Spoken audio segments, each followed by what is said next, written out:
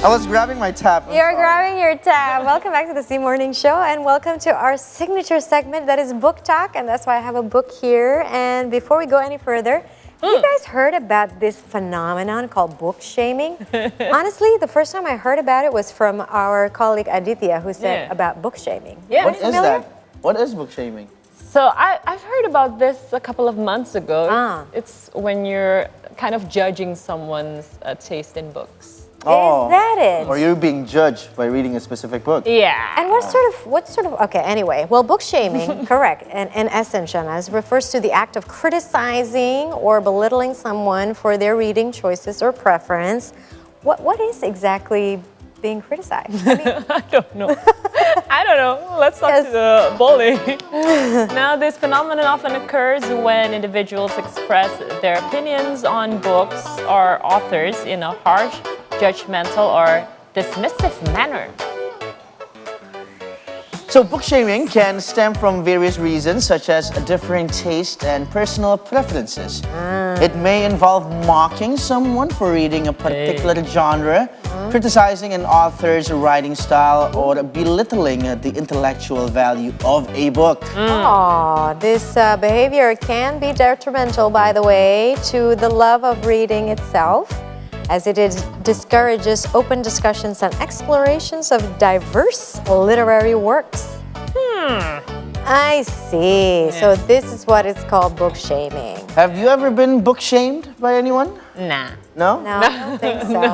Nah. Okay, no, that's not me. No, have you ever been book shamed? No. And hopefully will not ever. Well, not ever, right? not. Okay, well, I think all books are worth reading in a way. I mean, even if you don't like the book, you don't have to finish a book. By the way, it's not our obligation to finish a book if you don't like it. But do not book shame others, okay? And speaking of book talk, by the way, we are going to give you some recommendations of our favorite books or the books that we are reading right now. So who's doing the first recommendation? I think it's gonna be you. you, right? Oh, it's me. Yeah. Okay, well, starting with my recommendation, I know this book is a little bit shabby now. You've got like red stuff here. This is like a dragon fruit juice that got spilled. This is A Therapeutic Journey, Lessons from the School of Life by one of my favorite modern philosophers, Alain de Botton. So what is exactly this book about? So A Therapeutic Journey is a collection of essays about mental challenges and health.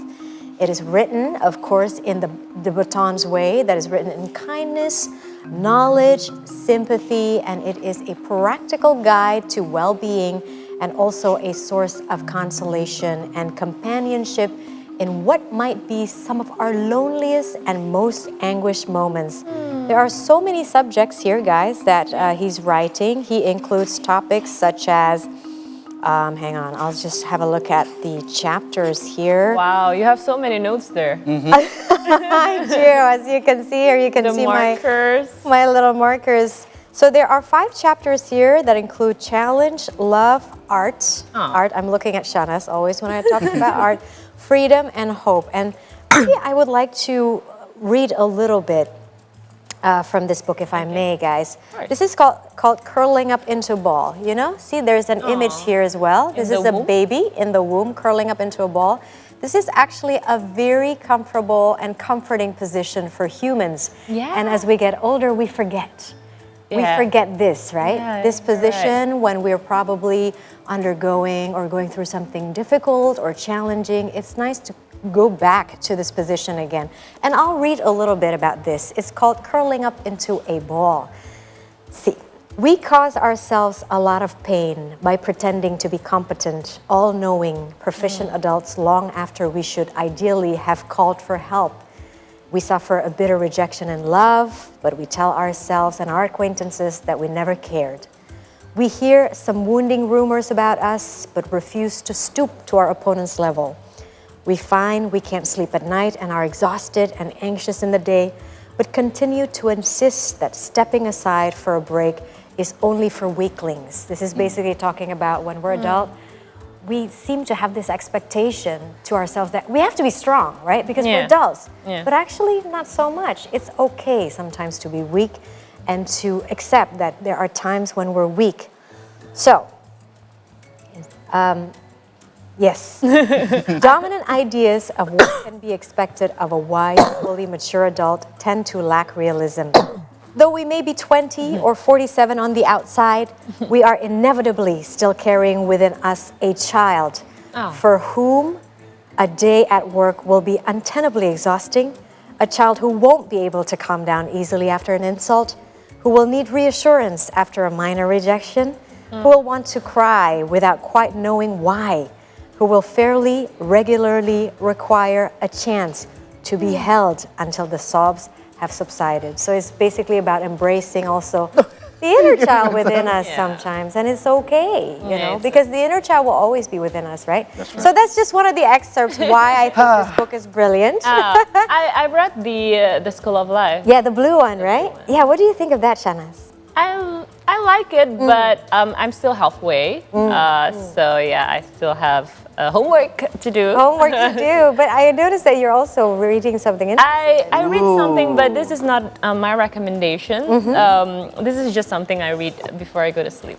This is called Secured Love. Create a relationship that lasts a lifetime. I think it's about knowing yourself better and our attachment styles so that we can be somewhat accommodative to our partner's needs also, and we know our needs, because sometimes I don't know what I want and I don't know what I need. Oh, you don't know it's a big question for everyone, right? Yeah. Yes, and it all goes down to our childhood, Correct. our childhood trauma, memories, our decision making it all comes down to that. I'm trying to So this feel helps all the you layers. getting to know what you really want, what you need. Yeah, and how to compromise. How to compromise. But this is not my recommendations that I'm going to give you. Yes. I'm gonna give you another recommendation, and this is called Impossible Love, or Why the Heart Must Go Wrong by Jan Boyer. Is this a fiction or non-fiction? Non-fiction. So this brilliant book explores the hidden meaning of love disasters and finds a deeper necessity in the betrayals, taboo, and excesses of impossible love. So Jan Boyer examines the erotic structures of irresistible attraction with love stories from the lives of men and women today.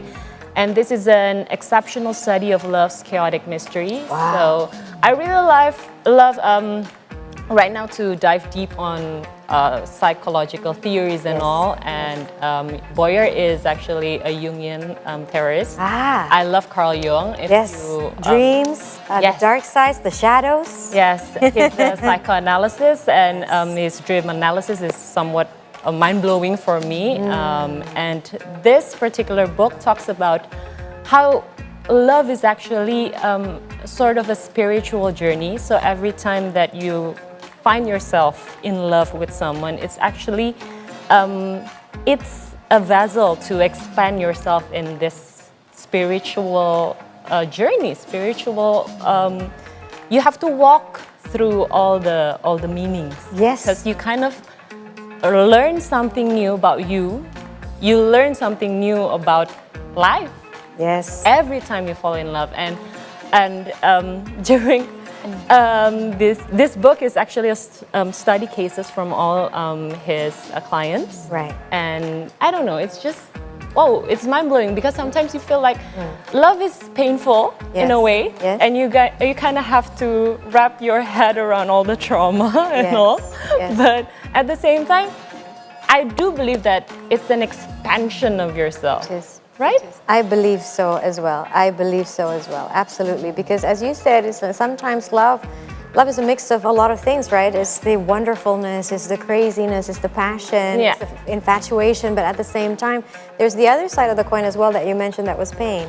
Yeah. And usually this mix, between wonderfulness and also the pain that you have to endure sometimes when you fall in love with someone, it does help you grow. It helps you grow, and this impossible love, they talk about the taboo love. Yes. So if you fell in love with someone not from the same race, perhaps, I don't know, some cases. Same religion. Same religion, same social status.